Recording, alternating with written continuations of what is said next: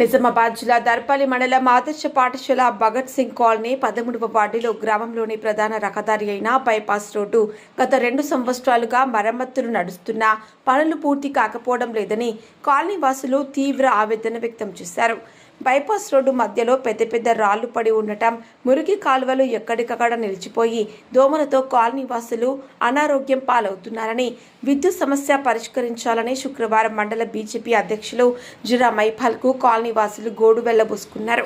సందర్భంగా బీజేపీ మండల అధ్యక్షుడు మైపాల్ మాట్లాడుతూ బీజేపీ కార్యకర్తలతో కలిసి కాలనీ పరిశీలించగా కాలనీ వాసుల ఎన్నికల్లో గెలిచినప్పటి నుండి ఎమ్మెల్యేకు, సర్పంచులకు కాలనీకి రావడం లేదని, వారు తక్షణమే స్పందించి కాలనీలోని సమస్యలను తీర్చాలని అన్నారు.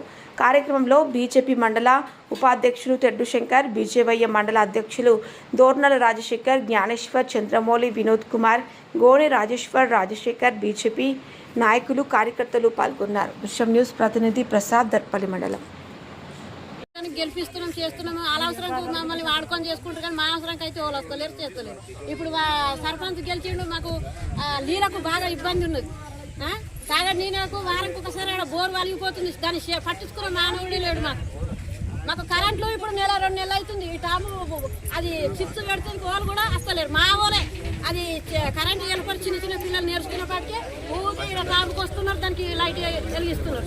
చిన్న చీకటి ఇంత గెలిచి మాకు 6 నంబర్ ఏం ప్రయోజనం? మా బాధలు అర్థం చేసుకోకపోతే మాకు ఇంకోళ్ళు పట్టించుకుంటారు. నీళ్ళకు పోతే మాకు శనివారం వచ్చిందంటే, శుక్రవారం వచ్చిందంటే మాకు ఒక్కసారి కూడా రాలే. ఆమెకు ఆహ్వానం ఇస్తేందుకు అది శాల్వాలు కప్పుతుంటే ఆడికి వచ్చింది అంతే. భగత్ సింగ్ కాలనీ మాకు రోడ్లకు సౌకర్యం లేదు, నీళ్ళ సౌకర్యం లేదు. వస్తారు, ఏడాదికి ఒక్కసారి వస్తారు, గడ్డలు తీస్తుంది ఇక్కడ మా మీదికి గల్లీకి. నెలకు రారు. సర్పంచ్ గెలిచి నుంచి ఒకసారి గడ్డలు తీసేది, మళ్ళీ ఇప్పటికి రాలేదు. ట్రాక్టర్ రాదు.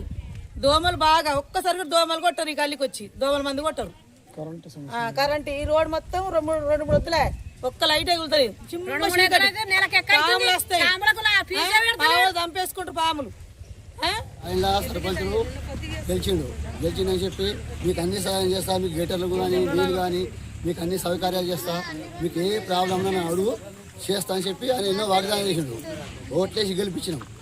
గెలిపేయడమే కాకుండా ఇప్పుడు ఫంక్షన్ హాల్ సీతపడవే తవకు వేసి ఫంక్షన్ హాల్లో సర్పంచ్ని, ఉప సర్పంచ్ని, వార్డు నంబర్లని చాలా మందిని కూర్చోబెట్టి మా శ్రీమన్నారాయణ గురించి, హరికృష్ణ గురించి బోధించి, వాళ్ళకి బుక్స్లు ఇచ్చి, శాలువలు కప్పి, తమాష పెట్టి, చాయ్ తాగిపించి సన్మానం చేసి మాకు సాయం చేయండి అని చెప్పి మొరపెట్టాం. Darpalli model school, Gosangi colony, ఎస్సీవాడ ఇక్కడ నుంచి బైపాస్ రోడ్ వెళ్తుంది. ఈ బైపాస్ రోడ్డు గత 2.5 సంవత్సరాల నుంచి ఇలానే దీన్ని అభివృద్ధి చేయకుండా పక్కన పడేసిన దాఖలు ఈ కాంగ్రెస్ ప్రభుత్వానికి. ఎమ్మెల్యే భూపతి రెడ్డి గారు 2.5 సంవత్సరాల కింద తెలిసి ఇలా ఇక్కడ వచ్చినాం. ఇక్కడ ఉన్నటువంటి ఆడబిడ్డలు కావచ్చు, తల్లులు కావచ్చు, అన్నలు కావచ్చు, తమ్ముళ్ళు కావచ్చు, వాళ్ళ ఆవేదన చెప్తా ఉంటే చాలా ఇబ్బందికరంగా ఉంది. ఎందుకంటే వాళ్ళు ఇవన్నీ కష్టాలు చూస్తున్నారు. ఆ కష్టాలు చూసి వాళ్ళే రోడ్లు ఊడ్చుకుంటున్నామని చెప్తున్నారు, వాళ్ళే కచరా పడేసుకుంటున్నామని చెప్పి, వాళ్ళే మోర్లు తీసుకుంటున్నామని చెప్తున్నారు. మరి ఇదంతటి కారణం ఎవరు? ఈ రోడ్డు, ఈ బండలు చూస్తూ ఉంటే ఇది మరి సెంటర్ రోడ్ అని చెప్పేసి పెట్టిరా. ఇక్కడ బండలు లేకుంటే దీన్ని తీయలేక మీకు చేతగాక ఇట్లా ఈ కాంట్రాక్టర్ ఎవరు ఉన్నారో వాళ్ళు ఈ విధంగా చేసిర్రా. దీన్ని ఒకసారి ఆత్మ పరిశీలన చేసుకోవాలా. ఎందుకు చెప్తున్నానంటే దర్పల్లికి వెళ్ళే రోడ్డు ఇరుకుగా ఉంటుంది సెంటర్లో.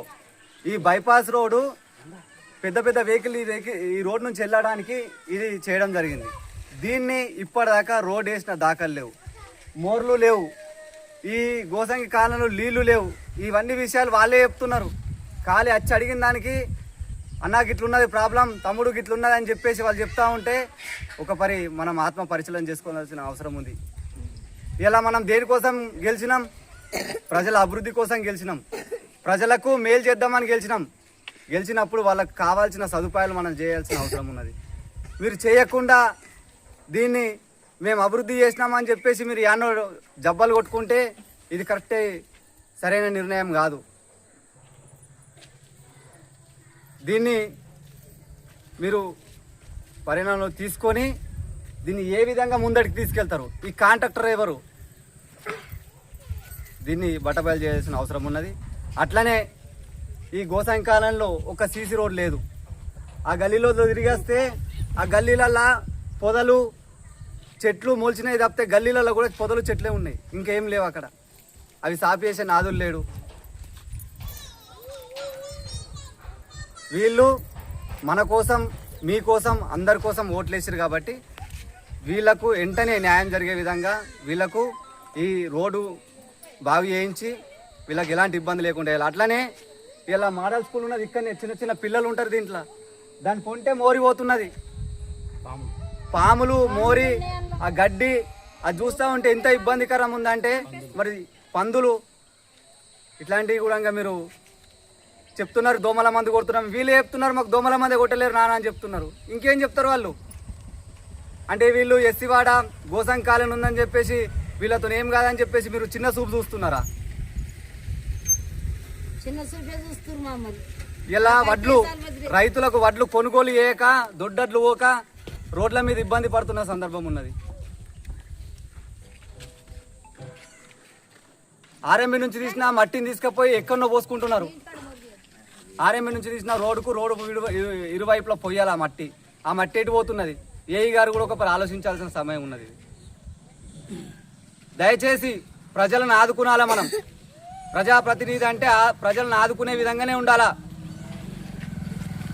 అంతేగాని ప్రజలకు ఇబ్బంది పెట్టే కరంగా ఉంటే భారతీయ జనతా పార్టీ తరపు నుంచి రోడ్డెక్కి వీళ్ళ తరపున నిలబడి ధర్నాలు